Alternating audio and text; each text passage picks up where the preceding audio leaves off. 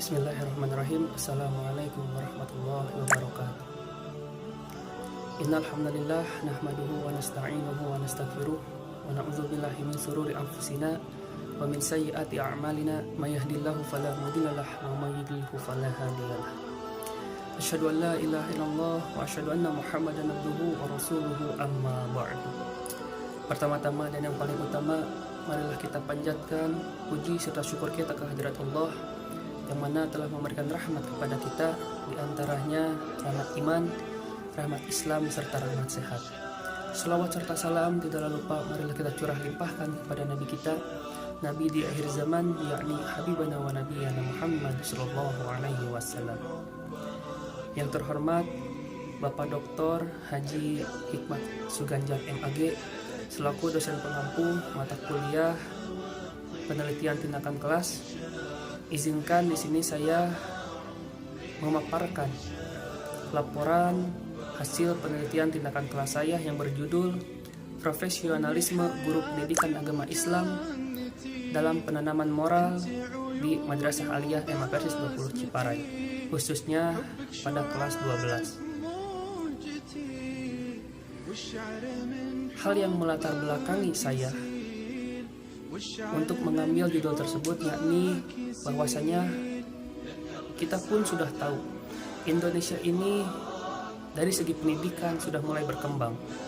Bahkan banyak sekali sekolah-sekolah, lembaga-lembaga yang mulai berkembang di Indonesia ini. Contohnya ada PAUD, ada MI, ada SD, ada SMP, ada MTS, ada SMA, ataupun ada MA, dan lebih banyak lagi ada sekolah tinggi dan ada pun universitas. Kita pun sudah tahu bahwasanya di Indonesia dari segi pendidikan itu sudah mulai berkembang, bahkan sudah mulai maju. Tapi apakah dari segi moral para siswa-siswa tersebut sudah mulai maju ataupun berkembang? Tentunya masih banyak sekali. Bahkan kita sering melihat anak-anak yang sedang bermain dari segi bahasa itu mulai kasar dan lain sebagainya. Maka oleh karena itu, hal yang melatar belakangi saya mengambil judul tersebut adalah agar nanti khususnya saya bisa menjadi guru yang profesional dan bisa merubah moral ataupun akhlak para peserta didik menjadi lebih baik ke depannya. Dari pemaparan latar belakang tadi, saya sudah mengambil 3 poin untuk dijadikan sebuah rumusan masalah. Yakni yang pertama adalah bagaimana profesionalisme guru pendidikan agama Islam di sekolah Madrasah Aliyah MA Persis 20 Ciparai Kabupaten Bandung, khususnya kelas 12. Yang kedua, bagaimana cara penanaman nilai dan moral siswa di sekolah MA Persis 20 Ciparai Kabupaten Bandung.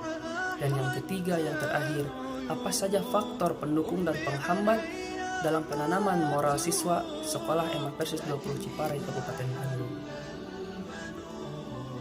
Lantas, tujuan penelitian untuk apa?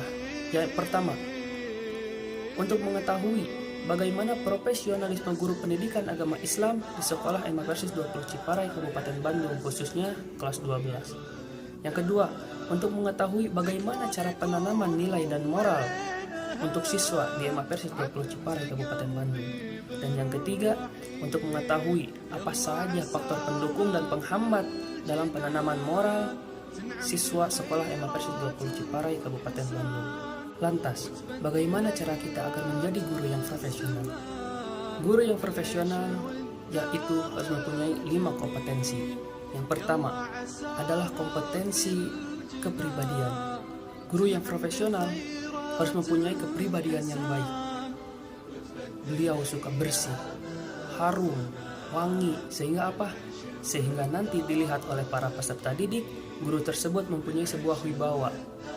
Dan peserta didik tersebut akan mengagumi gurunya karena apa? Karena kepribadiannya yang baik. Yang kedua, ada kompetensi pedagogik, yaitu kompetensi di mana seorang guru yang profesional harus mempunyai ilmu keguruan yang tinggi.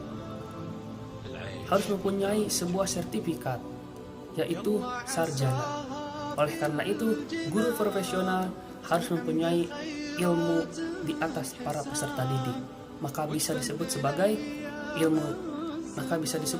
guru yang profesional. Yang kedua, guru yang profesional harus mempunyai kompetensi pedagogi, yaitu di mana seorang guru harus mempunyai yang namanya sertifikat, harus mempunyai gelar sarjana. Agar apa? Agar menandakan bahwa guru tersebut pernah berpendidikan, mempunyai wawasan yang luas, mempunyai ilmu yang luas, mempunyai ilmu yang tinggi. Karena apa? Karena nanti di saat kita menjadi seorang guru yang profesional, kita akan mendidik para peserta didik kita agar menjadi anak-anak yang lebih baik. Yang ketiga, yaitu adalah kompetensi profesional, di mana seorang guru dituntut untuk profesional di dalam pekerjaannya. Jangan sampai melibatkan pekerjaan yang lain di saat kita sedang menjadi seorang guru, apalagi di saat kita sedang berada di kelas dalam mengajar. Jangan mencampur baurkan permasalahan yang ada di luar dengan permasalahan-permasalahan yang ada di sekolah. Maka di sana kita bisa dijadikan sebagai, atau kita bisa disebut sebagai guru yang profesional. Yang keempat, yaitu adalah kompetensi sosial, di mana guru yang profesional harus mempunyai kepribadian atau sosial yang baik terhadap masyarakat, terhadap orang tua wali, dan kepada semua guru-guru. Karena apa? Karena guru yang mempunyai kepribadian sosial yang baik, maka akan bisa membawa pengaruh positif terhadap peserta didik. Karena apa? Karena peserta didik itu akan merasa takut terhadap guru jika guru tersebut tidak mempunyai kompetensi sosial yang baik. Karena guru yang mempunyai kompetensi sosial yang baik itu akan dapat mengajak para peserta didik ke jalan yang lebih baik. Yang kelima, guru yang profesional harus mempunyai yang namanya kompetensi kepemimpinan, di mana setiap guru yang profesional itu harus mempunyai sifat kepemimpinan. Karena sifat pemimpin yang pertama harus bisa public speaking, berbicara di depan banyak orang. Karena menjadi seorang guru itu bebannya sangat besar. Karena apa? Karena tidak mungkin kita menjadi seorang guru itu pemalu, tidak bisa menjelaskan materi kepada siswa-siswa kita. Lantas siswa-siswa itu akan mendapatkan ilmu apa dari kita? Jadi oleh karena itu, kompetensi kepemimpinan sangat penting bagi guru untuk menjadi guru yang profesional. Setelah guru itu, khususnya saya sudah mempunyai 5 kompetensi tersebut, maka apakah saya sudah pantas disebut sebagai guru yang profesional? Tentunya secara garis besar, maka saya bisa dikatakan sebagai guru yang profesional. Tetapi dalam perihal ini, dalam kasus ini, apakah guru profesional bisa menanamkan sifat akhlak moral terhadap siswanya? Itu belum tentu. Karena apa? Karena di era sekarang, di zaman sekarang, para anak-anak, para peserta didik itu sangat susah untuk diatur. Maka bagaimana caranya? Yang pertama, di sini saya sudah membuat kurang lebih 2 siklus pada penelitian tindakan kelas ini. Siklus yang pertama itu adalah di saat saya menggunakan metode yang biasa saja. Contohnya, metode ceramah. Di sini ada studi kasus di mana setiap istirahat salat zuhur, anak-anak itu dibanding lari ke masjid, mereka lebih memilih lari-lari ke warung. Untuk apa? Untuk nongkrong, untuk jajan, untuk makan di saat azan berkumandang. Maka dari siklus pertama ini saya mencoba metode yaitu metode ceramah. Saya mencoba menasehati anak-anak tersebut. Saya mencoba memberikan dalil-dalil, penjelasan-penjelasan kepada anak-anak tersebut. Lalu bagaimana hasilnya? Hasilnya itu alhamdulillah berhasil, tetapi kurang signifikan. Jadi bisa dipresentasikan dari 60%, mungkin hanya ada peningkatan 10%. Anak yang paham ataupun anak yang mulai bisa menanamkan moral yang baik, utamanya terhadap azan berkumandang. Dan siklus yang kedua, saya mencoba metode yang baru. Metode apa?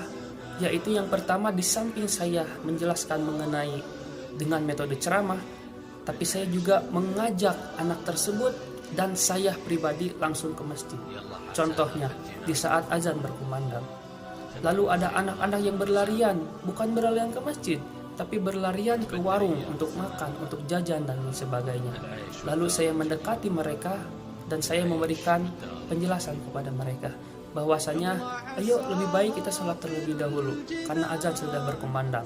Di samping saya menjelaskan mengenai dengan metode ceramah, saya pun mengajak anak-anak tersebut dan sekaligus saya pribadi langsung menuju ke masjid untuk melaksanakan sholat duhur. Lalu bagaimana hasilnya? Alhamdulillah, di saat menggunakan siklus yang kedua, anak-anak sudah mulai paham. Mungkin karena mereka yang pertama sudah paham, oh ternyata iya lebih baik ke masjid dulu, sholat dulu. Dan yang kedua, kita memberikan contoh yang baik kepada anak-anak tersebut.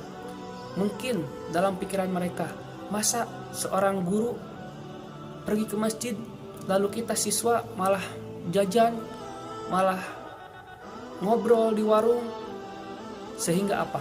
Sehingga pola pikir mereka itu sudah mulai terbuka. Nah, di sini dari hasil penelitian laporan tindakan kelas saya ini, maka siklus yang kedua itu sangat lebih dominan untuk apa?